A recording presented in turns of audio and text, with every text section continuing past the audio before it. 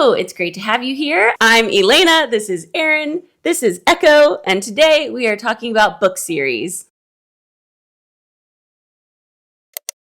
Specifically, series that we will not be continuing. And this is controversial because Elena and I both try to finish series. Especially this year, I've been on a mission. Yeah, you really have been crushing to the series. Start and finish series. Yeah.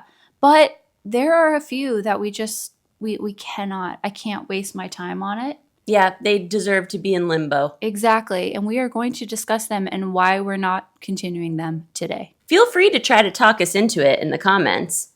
Okay, what's your first pick? So the first pick is actually kind of where the idea for this video started. The Licanius trilogy by James Islington.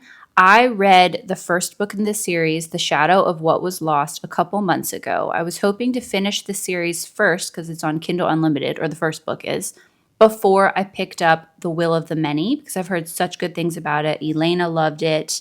And I just wanted to do my research and read his first series first. This is an epic fantasy story. It is set in a world where the powerful ruling race has been overthrown and centers on a few characters who are really teenage. They're in their 20s, early 20s. And they're all basically realizing that they have a huge destiny to face in this world. Our main character, Davian, realizes that he actually has these forbidden powers of the race that has been overthrown. I love forbidden powers. And he is sent on this quest to figure out basically what's happening in the world. I mean, it's so epic. I can't even, you know how it is. It's hard to even get into. There's a lot of POVs in this. And the thing about the first book is you don't know a lot of what is going on. It's a lot of foundation laying. Oh. Which in itself is not a bad thing. Agreed.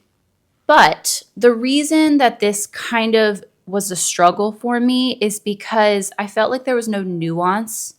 I felt like it was very debut, and it really did read like somebody who's writing their debut epic fantasy novel. The writing almost felt YA, which didn't really track with the subject matter because he was trying to put in these really heavy themes, but written in a very YA manner, which felt like a very odd dichotomy.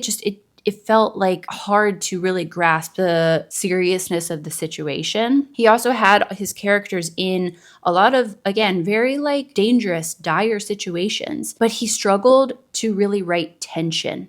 So I never actually felt like any of these characters were in mortal danger. I never had this wave of emotions because I was reading these things, but I never felt worried. I never felt like they were actually in danger. Mm-hmm. All that to say, I just felt like there are a lot of really good epic fantasies that do what he was trying to do much better. Gotcha. Yeah. And I don't necessarily think it's his fault. It's a debut. He was working on it. It is incredibly impressive that he's put this together. But it just didn't really grab my attention the way that I wanted. He also relied very heavily on one of Elena and mine's least favorite tropes, amnesia. No. The whole entire first book, there is a character who has heavy amnesia, and he relies on that as a plot device to the detriment of the book, in my opinion. So I really struggled with that too. I don't think it ever works. I don't think so either. I really feel like it's like a cheat. You know what I mean? A way to build tension, which again, just got frustrating by the end. Before you said that, I was thinking I might read this because I don't mind a more YA writing style. And correct me if I'm wrong, but I feel like another deterrent for you is just how long this series is. It's a major time commitment for something that you're not that into. But I thought, this might be my cup of tea, though. But I hate that trope so much. Yeah. I do think that apart from the amnesia trope, you would warm to this type of writing style and you're more familiar with epic fantasy, so you can kind of go with it a little better. I almost feel like me being less familiar with epic fantasy made this more difficult because if it's not done really well, it's hard for me to understand. Does that make sense? Yeah, no, it definitely does. When you're new to any genre, it's harder to pick out those patterns and common framework. Yeah. But I will agree with you that when we went to Barnes and Noble one time. Right? Remember when we were holding that book and we thought it was like a 2-in-1? I thought it was a 3-in-1. I thought I was holding a volume of all 3 books. And then we realized that it was just the 3rd one. It was longer than any book. I mean, like, I swear to God, it had to have been as long as Words of Radio. What is that? Wind and Truth. Wind and Truth. It Yeah. looked as long or longer. And that was just the 3rd book. And I thought, Easily 1,000+ pages. if he still has amnesia in this 3rd book. And I decided then and there that I would not be completing the Lycanius trilogy. I'm sorry. I will, however, start The Will of the Many. Great. I do think that you will like it. It does have some of the things that you've talked about here. There is a bit of like a YA tone. It's hard to really pinpoint. It really is like a tone of voice. It is really hard to explain what we mean by that. It must just be the way he writes. Yeah. Which I don't hate it. It's just when the subject matter is so serious, it just feels really off-putting. The thing about The Will of the Many is it's not a perfect book by any means, but it does something so unique at the end Okay. that it's worth a read. Okay. I mean, yeah, I'm going to do that. I'm going to go for that. My first pick is God Killer by Hannah Kaner. This book has a super unique premise. It's set in a world where a war was recently waged against all of the gods in the land. And a bunch of the gods were killed, others went into hiding, but some humans still secretly worship them. But it's illegal. You're not allowed to worship them anymore. Because that's like how the gods gain power. Our protagonist, Kissin, makes a living by hunting down the gods and killing them. She's the god killer in the title of the book. It's kind of like The Witcher. You know how The Witcher travels around taking out monsters? That's her specialty. I had predicted this to be a 5-star read. I felt like I was going to love this. It has this interesting premise. The individual characters are all likable. The prologue of this book was amazing.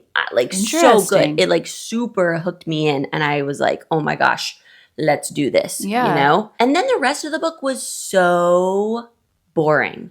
I don't understand. How? Oh my gosh, like nothing happens the whole rest of the book. It was so boring. Tons of like irrelevant side characters, pointless dialogue. It's a cool world and she included a lot of interesting diversity. It's like a queer normative culture, but it felt like we didn't get to see the specialness of that at all because it was just a lot of really boring dialogue and traveling together. There's also a romance side plot that didn't do it for me at all. I like both of the characters separately, but they don't seem compatible and there's like no chemistry. There were also some power level issues here. Like our group is absolutely getting their shit rocked by these like little shadow minions of a minor god, like literally can't handle this. And yet we're supposed to believe that they can single-handedly take down like the biggest, baddest god. Yeah. It just didn't quite I need like a training sequence in between or something, a montage, you know? It ended on this really weak cliffhanger and I immediately knew I will not be reading the next one. I am so sad about this because it did look so promising. I don't understand how you can start with a premise like that and end up being a boring book. Yeah, moving on. Okay, moving on. The next series that I will not be continuing is called the Love's Academic series by India Holton. I read The Ornithologist's Field Guide to Love. This, I think I put in my review of this book that it is Emily Wilde from Emily Wilde's Encyclopedia of Fairies. Emily Wilde's wacky cousin. Okay. At first I was like, ooh. Well, it's an incredibly appealing description. But like when you think about it realistically, it's terrible. Yeah, that actually negates all of Emily's appeal. Exactly. It's too ridiculous. It's too annoying. And it's almost like it does it a disservice to have it constantly compared to Emily Wilde because Emily Wilde is such a phenomenal, well done series that it's not going to compare. You're not going to be able to achieve that. This is also a series that follows academics in a fantasy world. You have our protagonist who is like a super smart, kooky academic of birds, but like fantasy birds too. Like they're not just regular birds. And then of course you've got your roguish other academic and they're thrown together. It literally is Emily Wilde. The writing in this was really dense. It was overly silly, overly ridiculous. Nothing really happened. And sometimes I'm okay with that, but not when the writing is this dense. Not when you're being so repetitive and things were just going straight over my head, left, right, and center. The amount of bird analogies and bird puns was even too much for me. And I think I can handle a decent amount. By the end of this, I just didn't really care. I'm kind of sad because she did tee it up pretty well for the next book in this series, which is going to follow the brother of our male main character. But I just don't care enough to do it, which is so sad because I really wanted to continue an Emily Wilde fix. But I don't think this is it. Isn't that the worst? That's what's so disappointing about when you don't continue a series. It's like, I thought we were going to go your dreams the distance together. Yeah. Yes, that is literally it. And then, is this just me? I feel like I might have wasted my time. I know that's bad, but I'm like, I hate leaving series undone. And then I just have this one book from a series on my list. Yep. Just kind of like a in limbo. Waste. Yeah. I hate when I've already written it in the reading journal. Yes. And then I realize I'm never going to color in the boxes. Like, hello. Next up, I have Wizard of Earthsea by Ursula K. Le Guin. This is the first book in a classic fantasy series. I think she wrote them starting in like the 60s. This is like old school. Yeah. Everybody says like you have to read Ursula Le Guin to be like a fantasy reader. Yeah, I know. But I don't wanna. It's not fun. And I'm no stranger to classic fantasy. I read all 15 Wheel of Time books, and that's my jam. Give us your credentials. That's right. That's right. Check my resume. But this one, Jed? We still don't know. Every single time we talk about this book, we're like, what? How do you pronounce it? We could easily look this up. I refuse to look this up. Ged is awful. You can't name Jed sounds like jug. I don't know. I hate him. He is so annoying. He's like everything annoying about boys. You know what I mean? Yeah. He starts out the book and he's just like kid in a village. And then, turns out he's pretty good at magic. And then immediately he gets this massive ego. Like he's like, the best wizard ever in the whole planet and time and history, Yeah. So then, of course, it's like due to his hubris, he brings this shadow creature into the world that he can't banish, and he's hunting it down and has to face his own humanity and character flaws. And then the book is like, which he just does. The book just says, and then he accepts his flaws. Okay, I'm just giving away the whole book, I guess. I'm confused though, because this sounds kind of like a Mary Sue character. I do like that. I love an overpowered character that just but actually he's amazing at this, but he doesn't do that much. You don't like it when they don't. You hate it when they try and they do it immediately. Yes, exactly. Okay. I want to I don't know. I want it to be like bit of tough and I can't even actually describe what the difference is. There should be more than a couple sentences. Okay. He's like, I'm going to do a big spell, draws energy, does spell. People who've read the whole series, they're going to be like, you are butchering yelling this. at me. Okay. This is the main thing that happens in the book. He acquires or builds a boat. He sails in the boat somewhere. The boat breaks down. He builds or acquires another boat. And then he sails somewhere else. I need the main character to be likable. Yeah. Somehow endearing. Yeah. There's got to be something in there. For His sure. only character trait is arrogant until that is over. And then it's like, he's wise and balanced now. He's the greatest wizard ever. Love it. Go read a gajillion more books of him being the best.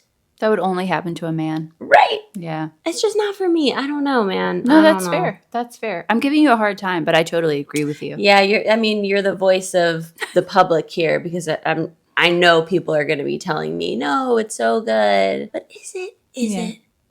We've moved on from that now. Yeah, we have. Oh, also, I noticed that on Goodreads, Tamara Pierce herself only gave this book 2 stars. Really? Did you see that before you read it? No. Okay. I only just saw it today. You. Oh, really? Yeah, and I felt so validated. If I was like a serious author like that, I could I don't think I could go on Yeah, it's kind of Goodreads and messed do up. that. It's kind of messed up. I'd be terrified. I would just like not say anything if I didn't like Exactly. it. She Only must have give really 5 hated it. stars, but she Right. gave it 2. Wow. Okay, yeah, that's telling. So That's telling. The next series is the Prison Healer series by Lynette Noni. This is a romantasy series. I read this about a year ago.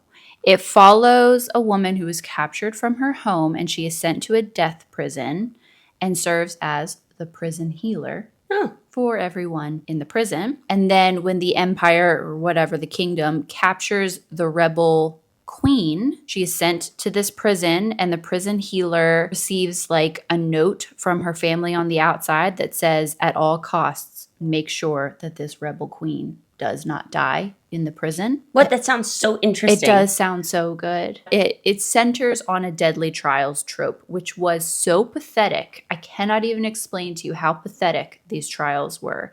It was very disappointing.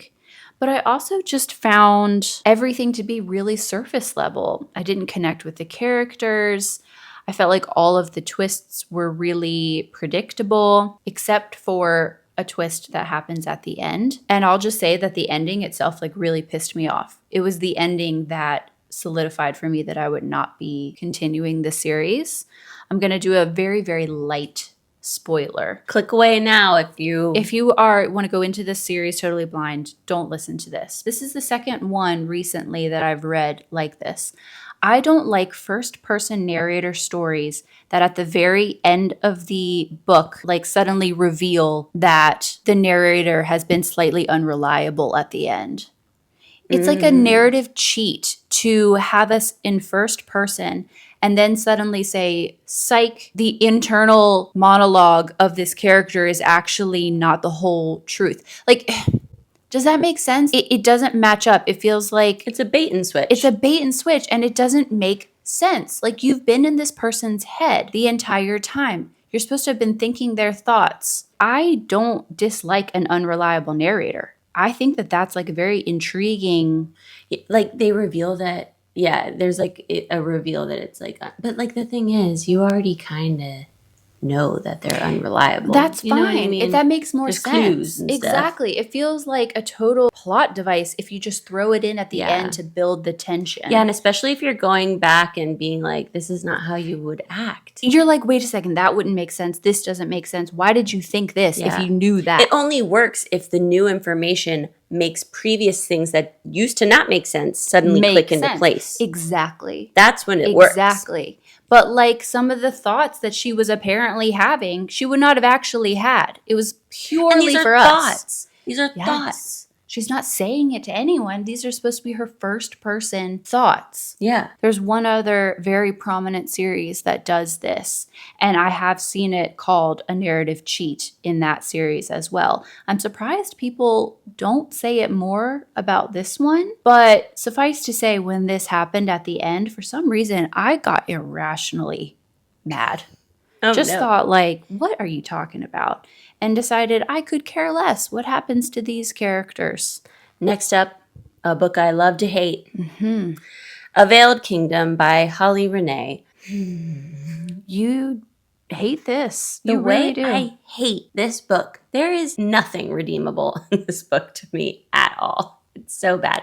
This is a romantasy story centering on, what's her name? Naira. She's a princess. She's in disguise, hiding on the streets. She's just escaped her tyrannical father, the king. In this world, everybody has magic. She does not have magic, and that's her not like the other girls thing. It's a secret that she doesn't have magic. Okay. And then she gets captured by the rebels. They don't know who she is, even though it's painfully obvious who she is. And they force her to join the rebellion. And of course, she's being trained by the sexy son of the rebellion's leader. You'll never guess who she falls in love with. This sounds exactly Like very every similar. other thing you've ever read. Silver Elite. Powerless. So many of these. Yeah. And don't get me wrong, a lot of those tropes individually I can enjoy in the right context. But this book had no world building, like literally non-existent. Absolutely ridiculous, shallow villains with no reasoning behind their actions. They're just like, it's because he's evil. Yeah. Naira is incompetent. She also has never fought a day in her life, but then she's getting trained for like a week and suddenly she's like really, really good at fighting, you know? Yeah. And then worst of all, there is the trope of Naira being this like virginal, never been kissed, innocent girl. And Dacre, the love interest, is that his name? Is that his name? That is his name. Lord.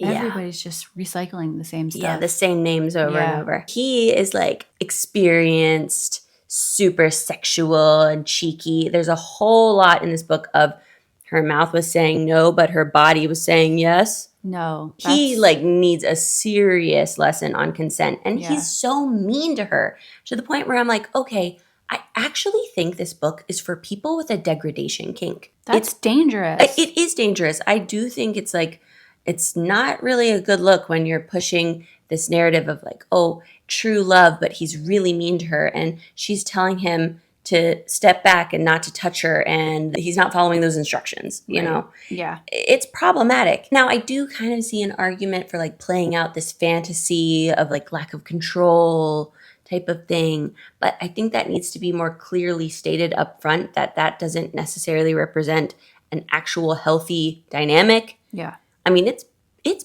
bad. And it's not even like the actual plot was good enough to carry the romance. It's just bad. Don't read it. I feel so bad that you had to read this. I feel like, didn't I get this for you? No, you didn't. Okay. Oh, wait. No, you did. I thought I did for your birthday. Did.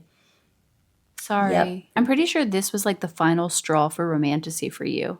Yeah. I was feel like, when we did our romantasy video after this book, you We were did. like, I forget. our I can't do romantasy this. rant Yeah. happened right after this.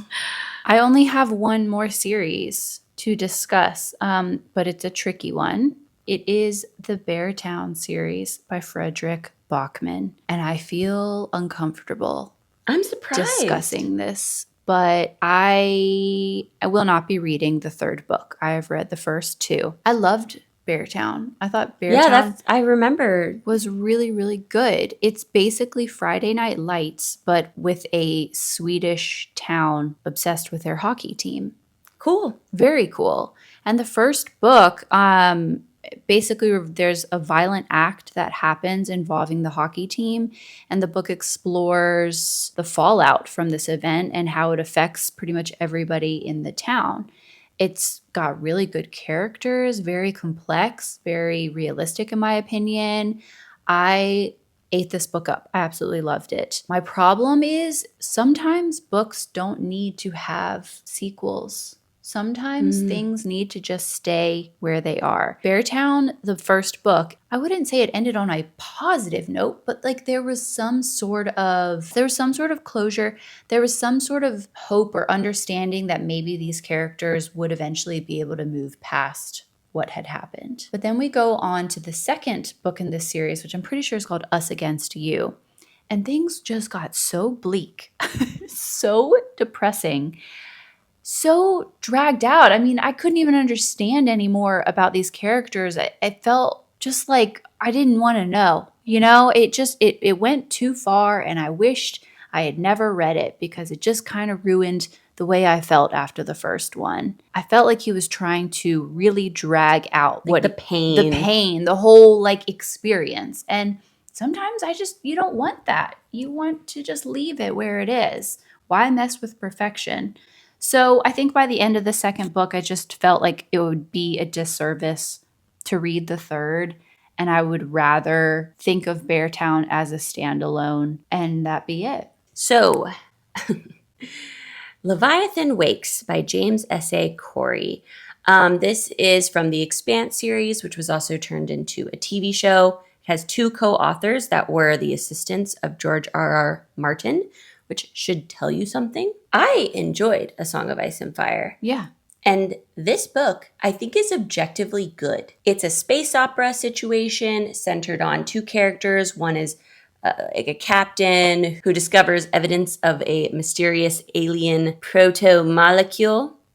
Okay. Alien technology. Okay. And then the other main character is this like gritty detective type searching for a missing girl that is complicatedly linked to the, what is it?